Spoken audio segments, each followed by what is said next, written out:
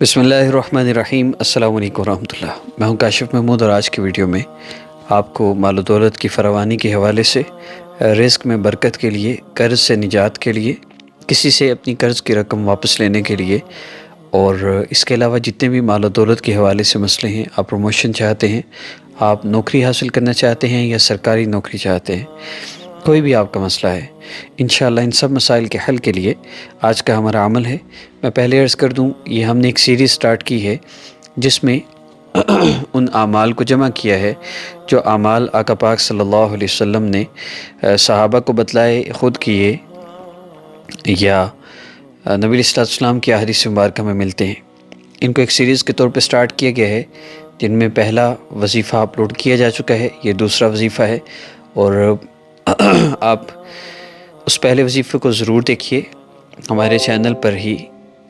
इस वजीफ़ा से पहला वजीफ़ा हर वजीफ़ा के थंबनेल में बिल्कुल नीचे लेफ़्ट साइड पे कॉर्नर में फ़र्स्ट वजीफ़ा, सेकंड, थर्ड, फोर्थ इस तरह लिखा होगा, तो आप उसको देख के पहचान सकते हैं। मुझे अल्लाह रब्बुल इज़्ज़त की ज़ात आली से यकीन है और मैं बहुत यकीन से कह रहा हूँ कि अगर आपने अल्लाह रब्बुल इज़्ज़त की ज़ात आली पर यकीन रखते हुए हमारी इंस्ट्रक्शंस को फ़ॉलो किया और जो वज़ाइफ हम बता रहे हैं स्टेप बाय स्टेप, यानी आप पहला वजीफ़ा करेंगे, अभी जैसे आप दूसरा वजीफ़ा भी सुन रहे हैं, आप इस अमल को अपनी ज़िंदगी का हिस्सा बनाएंगे और फिर साथ पहला वजीफ़ा भी आप सुन लें, क्योंकि हमने ये अर्ज़ किया है कि आप एक कॉपी पेंसिल लेकर हर अमल, हर वीडियो में बताए गए एक एक अमल बताया जाएगा। पहले वीडियो में एक अमल बताया गया है, उसकी डिटेल आप सुन लें। अब दूसरी वीडियो में एक अमल बताया जाएगा, अब इसकी डिटेल आपने सुननी है और इसको अपने पास लिख लें। तो ये 15 चीज़ें बनती हैं, 20 बनती हैं, 25 बनती हैं, तो इन सब को आपने एक लिस्ट की सूरत में लिख लेना है और उन सारी चीज़ों को अप्लाई करना है। तो इंशाअल्लाह मुझे अल्लाह रब्बुल इज़्ज़त की ज़ात आली से यकीन है, अल्लाह पाक जिस ज़ात ने जो नहीं अल्लाह को मानते उनको इतना कुछ अता कर रखा है, तो जो मानते हैं उनको नहीं अता फरमाएंगे। हम मानते हैं लेकिन मांगते नहीं हैं, बस ये हमारा मसला है। हम मांगें तो अल्लाह पाक हमें भी अता फरमाएँ, हम मांगना शुरू कर दें तो अल्लाह रब्बुल इज़्ज़त हमें भी वही नेमतें, वही बरकतें, वही राहतें, हर चीज़ अल्लाह रब्बुल इज़्ज़त हमें भी अता फरमाएंगे। तो आज के अमल की तरतीब में सबसे पहले 2 बेसिक इंस्ट्रक्शंस हैं। नंबर 1, आपने नमाज की पाबंदी करनी है। नंबर 2, आपने गुनाहों से अपने आप को बचाना है। देखिए, रिज़्क़ की परेशानियाँ, तकलीफ़ें, टेंशनें, माल की कमी और ये इस तरह की परेशानियाँ क्यों आती हैं, उसकी वजह बहुत से गुनाह हैं, जिनमें बेसिक गुनाह वो नमाज की पाबंदी ना करना है, नमाज का एहतमाम ना करना है। बहुत से लोग ये समझते हैं कि हम तो 5 वक़्त नमाज पढ़ते हैं। तो आज के वजीफ़ा में हम इस चीज़ को बेसिक बुनियाद रखेंगे। ये हमारा दूसरा अमल है। पहला अमल आप ज़रूर देखिएगा, उसको मिस ना कीजिएगा। इंशाल्लाह हम प्लेलिस्ट की भी इसकी बनाएंगे और आप तक प्लेलिस्ट भी शेयर की जाएगी। तो आज दूसरा अमल है। दूसरे अमल में क्या चीज़ है? नमाज की पाबंदी एहतमाम के साथ। अब आपके ज़हन में ये ख्याल आ रहा होगा कि एहतमाम क्या है, नमाज की पाबंदी कैसे हो, कैसे नमाज को अदा किया जाए, कौन सी चीज़ें हैं जिसकी वजह से नमाज का एहतमाम नहीं हो पाता और हमारे मसाइल बढ़ रहे होते हैं। सबसे पहले मैं आपको हदीस मुबारक बतलाऊँगा। आका पाक सल्लल्लाहु अलैहि वसल्लम ने फरमाया, जिसका मफ़हूम है कि नमाज रिज़्क़ की तंगी को दूर करती है और जो बंदा नमाज का एहतमाम करता है, अल्लाह पाक उसकी रिज़्क़ की तंगी को ख़त्म फरमा देते हैं। रिज़्क़ में अल्लाह रब्बुल इज़्ज़त फरावानी अता फरमाते हैं, उसके रिज़्क़ में अल्लाह ताला बरकत पैदा फरमा देते हैं। अल्लाह ताला उसको वाफ़र, हलाल, बरकत वाला रिज़्क़ अता फरमाते हैं। किसको? जो नमाज का एहतमाम करता है। यहाँ ये बात याद रखी जाए कि बात नमाज के एहतमाम की है, क्योंकि कल क़यामत के दिन बहुत से लोग ऐसे होंगे जिनसे पूछा जाएगा कि तुम्हें अज़ाब क्यों हुआ, तो वो कहेंगे हम नमाज नहीं पढ़ते थे।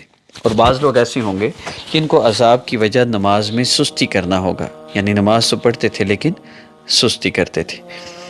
तो सबसे पहली चीज़ नमाज का एहतमाम। अब एहतमाम कैसे होगा, इसके लिए आप तवज्जो से सुनिएगा। बहुत से लोग जो परेशान होते हैं ना, वो नमाज तो शुरू कर लेते हैं लेकिन नमाज का एहतमाम नहीं करते। और नमाज का एहतमाम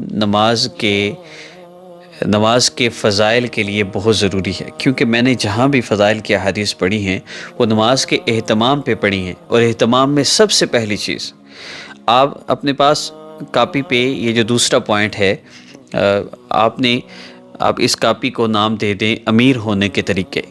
تو اس میں یہ جو دوسرا پوائنٹ اس ویڈیو میں بتا رہا ہوں وہ یہ ہے، آپ لکھ لیں اپنے پاس، نماز کا اہتمام۔ میں نے نماز کا اہتمام کرنا ہے۔ اب اہتمام میں کچھ بیسک پوائنٹس ہیں۔ اہتمام کیا ہے؟ اہتمام یہ ہے کہ اذان ہوتے ہی اللہ اکبر کی صدا آتے ہی سارے کام چھوڑ دینا اہتمام ہے۔ اللہ اکبر کی صدا آتے ہی سارے کاموں کو چھوڑ کر نماز کی طرف متوجہ ہو جانا اہتمام ہے۔ اللہ اکبر کی صدا کے بعد وضو کرنا۔ اذان ہو رہی ہے، اذان سنتے ہی اذان کا جواب دیں، وضو کریں، اور کوئی کام نہیں۔ جتنے بھی آپ کام کر رہے ہیں، آپ جھاڑو دے رہے ہیں، آپ ہانڈی بنا رہے ہیں، آپ کوئی بھی کام کر رہے ہیں، آپ اس کام کو چھوڑیں، آپ نماز کی طرف متوجہ ہوں۔ اگر آپ کو لگتا ہے کہ شوہر نے کہیں جانا ہے، بہت مصروفیت ہے، کوئی ایسا مسئلہ ہے، تو شوہر اذان ہوئی ہے، شوہر کو بھی کہ نماز پڑھے، ایک بات۔ دوسری بات یہ کہ اگر آپ کو لگتا ہے وہ جلدی میں ہے، غصہ کرے گا، آپ وضو کریں، فرض پڑھ لیں، فرض پڑھ لیں۔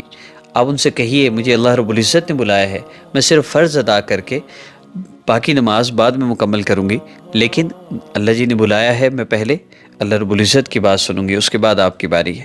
تو جب آپ کا نماز کا اہتمام ہوگا تو انشاءاللہ اللہ رب العزت ان کے دل میں بھی آپ کی محبت پیدا فرما دیں گے، انشاءاللہ کوئی بھی آپ کو پریشان نہیں کرے گا۔ تو نماز کا اہتمام میں سب سے پہلی چیز اذان ہوتے ہی سارے کام چھوڑ کے نماز کی طرف متوجہ ہونا۔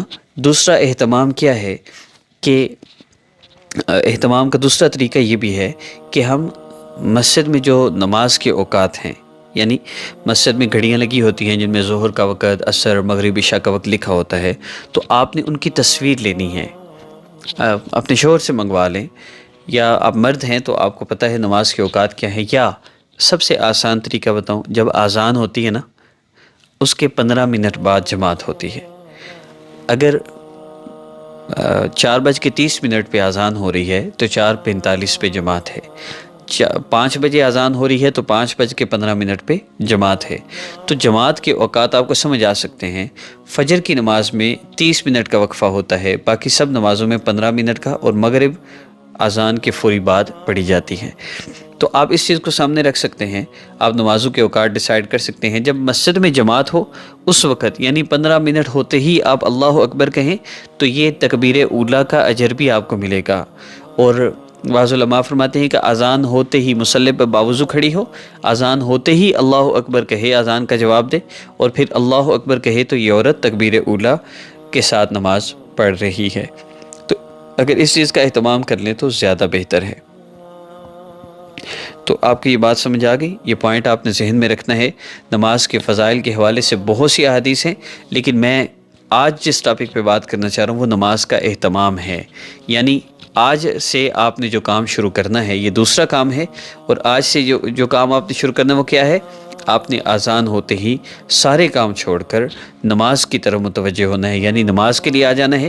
اس چیز کی آپ پریکٹس کریں 24 گھنٹے اگلے، اور انشاءاللہ آپ اس سے اپنی زندگی میں واضح چینجنگ فیل کریں گے، اپنے حالات میں واضح بہتری آپ فیل کریں گے انشاءاللہ۔ مزید نیکسٹ ویڈیوز میں انشاءاللہ ہم سٹیپ بائی سٹیپ آپ کو بتاتے رہیں گے۔ یہ چھوٹے چھوٹے کام اگر آپ اپنی زندگی میں لائیں گے تو ایک وہ دن دور نہیں جب آپ اپنی گاڑی پہ مجھے مبارک دینے آئیں گے انشاءاللہ۔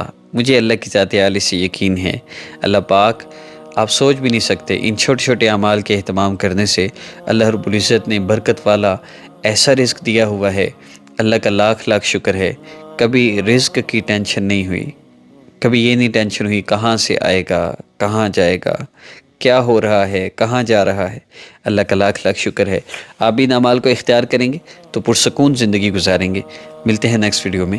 چینل کو سبسکرائب ضرور کریں، بیل آئیکن پریس کریں، ہماری ویڈیو کو دوسروں تک ضرور شیئر کیجیے۔ السلام علیکم ورحمۃ اللہ۔